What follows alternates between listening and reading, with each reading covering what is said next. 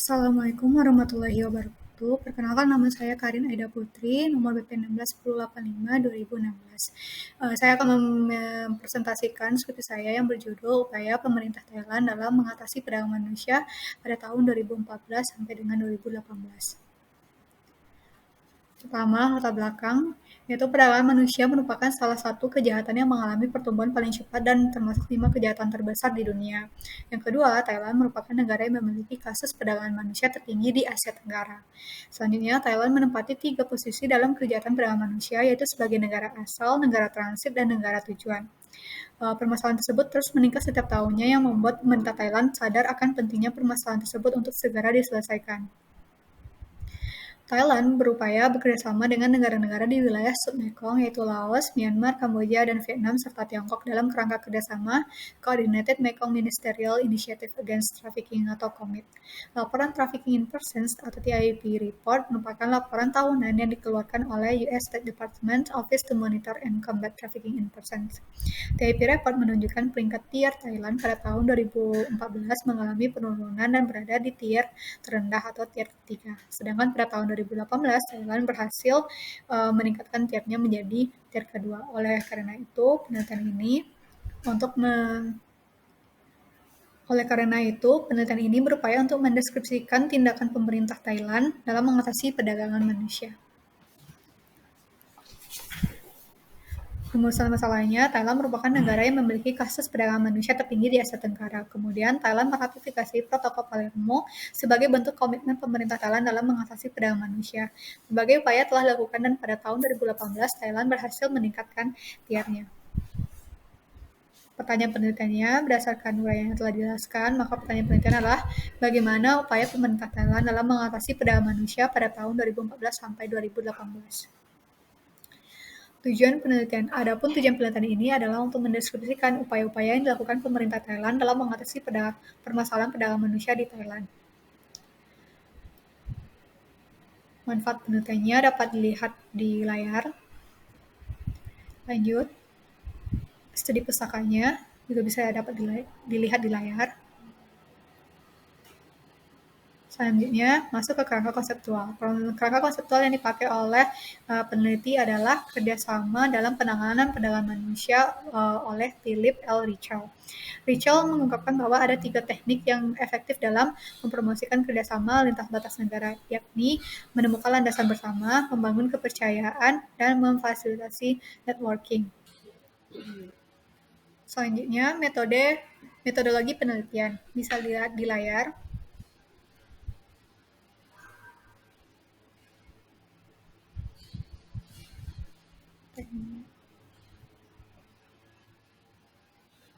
Selanjutnya, sistematika penulisan bisa dilihat di layar.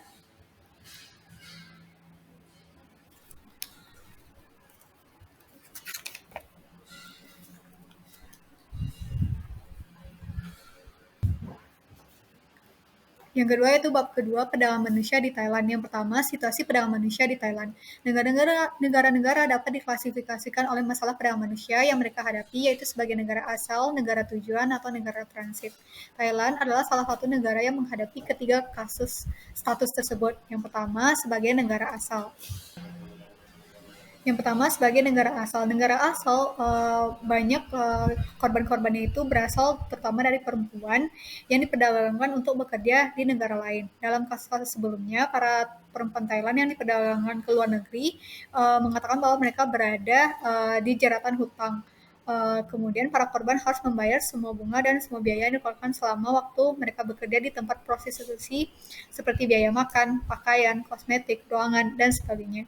Apabila korban menolak untuk bekerja sebagai pekerja seks, dia akan ditahan tanpa mendapatkan makanan sampai dia mau mengerti keinginan dari si penuntut. Modus yang dilakukan para pelaku terhadap perempuan Thailand terus berkembang dan semakin rumit karena para pelaku harus melawan pencegahan perdagangan manusia yang lebih ketat di negara tujuan, khususnya kontrol imigrasi yang sangat ketat. Tujuan utama untuk korban perdagangan manusia Thailand adalah Jepang, Jerman, Amerika Serikat, Inggris, Afrika Selatan, Australia, dan sebagainya. Paling banyak tujuan dari korban Thailand adalah Jepang. Yang kedua adalah sebagai negara tujuan. Meskipun Thailand adalah negara berkembang, namun negaranya lebih stabil dalam perekonomian dibandingkan negara-negara tetangganya. Oleh sebab itu, banyak imigran legal dari negara-negara tetangga berdatangan ke Thailand untuk mendapatkan pekerjaan yang lebih baik atau kabur dari konflik di negara mereka sendiri. Diperkirakan lebih dari 2 juta imigran ilegal di Thailand bekerja di sektor konstruksi, pabrik, restoran, dan di rumah tangga sebagai asisten rumah tangga. Mayoritas dari imigran ilegal ini adalah Myanmar dan etnik minoritas lainnya dari Myanmar. Yang ketiga adalah sebagai negara transit. Thailand merupakan negara yang berada di tengah wilayah Asia Tenggara dan menjadikannya pusat perjalanan di mana menyediakan penerbangan internasional ke hampir semua tempat di dunia. Ini adalah alasan kenapa Bangkok dipilih para pelaku untuk mengantarkan korban ke negara tujuan. Sebagai contoh, para pelaku perdagangan manusia di Tiongkok menggunakan Thailand sebagai negara tempat transit untuk mengangkut korban dari bagian selatan Tiongkok. Para korban dari Tiongkok ini diangkut melalui Myanmar ke bagian utara Thailand dan baru ke Bangkok. Lebih mudah untuk menggunakan rute tersebut daripada melewati wilayah daratan Tiongkok langsung karena memiliki banyak pembatasan perjalanan dari kota ke kota. Selanjutnya yang kedua yaitu jenis-jenis perdagangan manusia di Thailand. Ada 3 jenis utama perdagangan manusia di Thailand yaitu eksploitasi seksual, kerja paksa, dan perbudakan, dan yang ketiga ada pengemis paksa. Yang pertama yaitu eksploitasi seksual. Di Thailand, perdagangan manusia untuk eksploitasi seksual merupakan bentuk yang paling umum terjadi. Prostitusi telah dijuluki sebagai profesi tertua di dunia, mempekerjakan pekerja seks sukarela dan korban perdagangan manusia. Perbedaannya ialah pekerja seks sukarela bekerja atas kesadaran diri demi mendapatkan uang, sedangkan korban perdagangan manusia karena ditipu dan dipaksa untuk bekerja di industri tersebut. Yang kedua, yaitu adanya kerja paksa dan perbudakan. Beberapa faktor penyebab kerja paksa ini dapat terjadi, yakni penyalahgunaan kontrak, undang-undang lokal yang tidak memadai tentang penerimaan dan pekerjaan-pekerja imigran, dan pembebanan biaya eksploitatif dan hutang kepada migran di negara asal mereka. Di Thailand, para korban yang dijadikan sebagai pekerja paksa dan perbudakan atau kegiatan yang serupa dengan perbudakan adalah biasanya para imigran ilegal dengan motif ekonomi. Para korban ketika sudah tiba di tempat tujuan, mereka akan dikirim ke pabrik-pabrik dan ke peternakan. Biasanya, para pekerja tersebut akan menerima upah di bawah standar yang telah ditetapkan undang-undang dan peraturan ketenagakerjaan. Selain mendapat upah yang rendah, mereka harus bekerja berjam-jam dengan sanitasi yang buruk dan kondisi yang tidak manusiawi.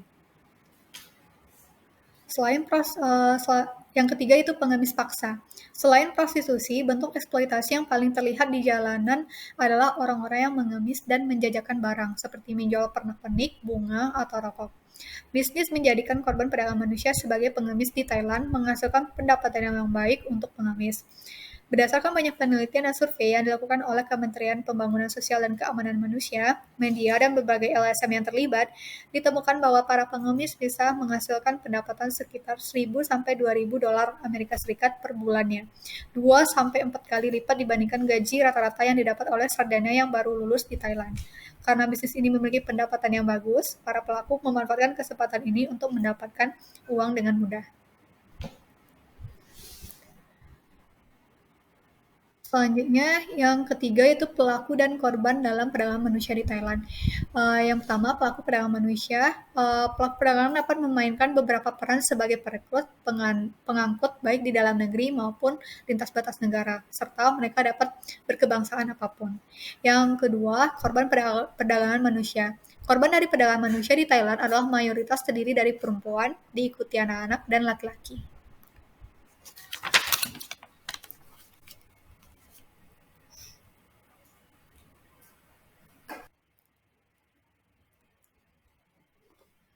Selanjutnya, yaitu bab ketiga, tantangan pemerintah Thailand dalam mengatasi perdagangan manusia. Yang pertama, penyebab perdagangan manusia secara umum itu ada 5, yaitu kemiskinan, globalisasi, pariwisata seks, hak-hak perempuan, dan tingkat pendidikan. Selanjutnya, yang kedua, Yaitu tantangan pemerintah Thailand dalam mengatasi perdagangan manusia. Itu ada 3 faktor. Yang pertama itu faktor ekonomi. Perdagangan manusia ditemukan karena menargetkan kesenjangan ekonomi antara orang yang berada dan orang yang kurang berada. Ketika permasalahan ekonomi terjadi di Thailand, tingkat perdagangan manusia juga ikut meningkat. Yang kedua itu faktor budaya. Faktor sosial dan budaya memainkan peran penting dalam perdagangan di Thailand. Meskipun keuangan adalah salah satu perbedaannya, kurangnya pendidikan dan keberadaan populasi masyarakat miskin mendukung perdagangan manusia untuk bertahan. Banyak wanita yang tertipu oleh perdagangan manusia karena kurangnya pengetahuan dan peluang di masyarakat. Agar menjaga pariwisata tetap tinggi, Thailand membatasi status sosial perempuan. Selama tahun 80-an, seorang wakil menteri berpidato mengatakan bahwa Thailand dapat menjaga pariwisata tetap tinggi dengan mempromosikan industri seks di provinsi-provinsi tersebut. Yang ketiga, yaitu faktor politik. Pemerintah Thailand baru secara resmi menyatakan perdagangan manusia sebagai masalah nasional pada tahun 2004. Hal tersebut terjadi karena pihak pemerintah Thailand belum serius menangani permasalahan itu hingga adanya dorongan dari masyarakat internasional. Kemudian upaya yang dilakukan tidak berhasil karena adanya korupsi politik. Selanjutnya, yaitu bab keempat, upaya pemerintah Thailand dalam mengatasi perdagangan manusia pada tahun 2014 sampai 2018. Yang pertama, itu menemukan landasan bersama. Dalam menangani permasalahan perdagangan manusia, terdapat perbedaan perspektif yang apabila dapat menemukan kesamaan dapat dikembangkan menjadi kolaborasi dari berbagai pihak. Thailand dan negara-negara tetangga yang memahami permasalahan yang terjadi dan berdampak pada negaranya melakukan inisiasi membentuk satu komite pertemuan untuk membahas satu isu spesifik. Suatu pertemuan tersebut adalah komit atau The Coordinated Mekong Ministerial Initiative Against Trafficking, dibentuk dengan tujuan memengaruhi perdagangan manusia. Yang kedua yaitu membangun kepercayaan. Membangun kepercayaan tidak cukup hanya dengan mempertemukan orang-orang. Kepercayaan tersebut dapat didorong dengan membuat orang-orang bekerja sama dalam kelompok-kelompok kecil, berbagi informasi dari waktu ke waktu, diakui sebagai informasi yang akurat dan berguna, serta realistis pada tingkat kerjasama apa yang dapat dicapai. Yang kedua, bentuk pengembangan dan pelaksanaan kegiatan bersama yang dilandasi kepercayaan negara-negara yang terlibat adalah berbagi data dan informasi. Berikut beberapa proyek kerjasama yang dilakukan Thailand dengan pihak lainnya, yaitu seperti kerjasama bilateral Thailand dan Myanmar dalam hal penuntutan, yang kedua kerjasama bilateral Thailand dan Laos PDR, yang ketiga Kementerian Luar Negeri dan organisasi internasional, di mana kerjasama ini berfokus pada pertukaran informasi dan data di antara keduanya. Selanjutnya, yaitu yang ketiga, meningkatkan networking. Meningkatkan networking dianggap penting untuk kerjasama lintas batas negara. Beberapa kerjasama secara formal terjalin antara Thailand dan pihak lain dalam menangani permasalahan perdagangan manusia sebagai berikut. Yang pertama itu program Australia Asia untuk memerangi perdagangan manusia atau AAP-TIP. Kerjasama dengan Kementerian Kehakiman, Kementerian Pembangunan Sosial dan Keamanan Manusia, Kepolisian Kerajaan Thailand, Departemen Investigasi Khusus, Kementerian Tenaga Kerja dan Kedutaan Besar Australia di Thailand untuk melaksanakan program AAPTIP. Program ini bertujuan untuk meningkatkan respon peradilan pidana terhadap perdagangan manusia di ASEAN. Di Thailand, AAPTIP fokus memberikan dukungan kepada aparat kepolisian, jaksa, dan hakim serta memfasilitasi kerjasama regional.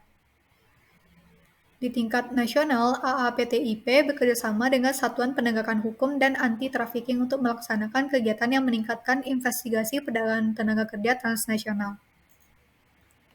Yang kedua yaitu Japan International Cooperation Agency atau JICA.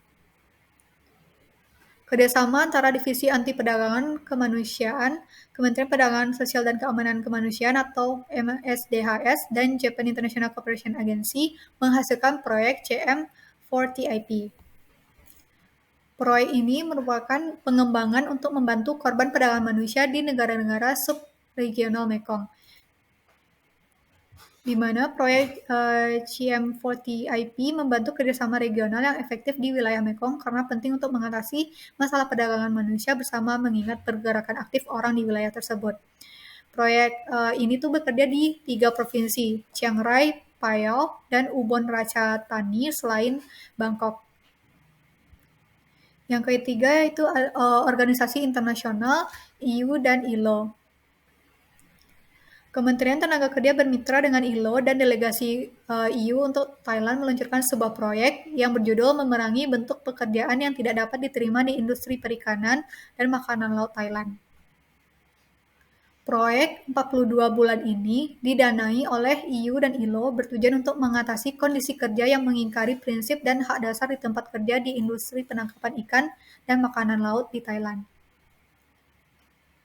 Yang keempat itu ada Commit 10 Senior Official Meeting atau SOM 10. Pertemuan pejabat senior Commit berlangsung setiap tahun, di mana tujuan dari pertemuan tersebut adalah yang pertama, sukses menyelenggarakan kegiatan pertemuan tersebut. Yang kedua, untuk meninjau kemajuan dan berbagai praktik yang baik dalam anti perdagangan manusia di wilayah Submekong. Yang ketiga, untuk menunjukkan inovasi dalam memerangi perdagangan manusia dan sebagainya.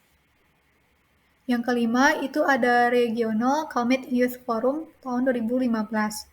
Perwakilan anak dari 6 negara di kawasan Submekong bertemu dengan pemerintah untuk berbagi pandangan mereka tentang perdagangan manusia dan migrasi. Pemuda-pemudi dari Kamboja, Tiongkok, Laos, Myanmar, Thailand, dan Vietnam yang mewakili lebih dari 5.000 anak muda-mudi di negara mereka bertemu di Phnom Penh, Kamboja pada tanggal 27 sampai 30 April dalam acara Regional Commit Youth Forum atau CYF untuk berbagi pengalaman dan pencapaian dalam mencegah perdagangan manusia dan migrasi yang tidak aman di komunitas mereka. Karena kaum muda memainkan peran penting dalam melawan perdagangan manusia. Forum ini akan menyediakan wadah bagi mereka untuk berbagi rekomendasi dengan pemerintah. Selanjutnya, laporan TIP Report Thailand dari tahun 2014-2018 yang dikeluarkan oleh US Department of Office to Monitor and Combat Trafficking in Persons bisa dilihat di layar bahwa dari tahun 2014 Thailand menduduki peringkat tier terendah atau peringkat ketiga.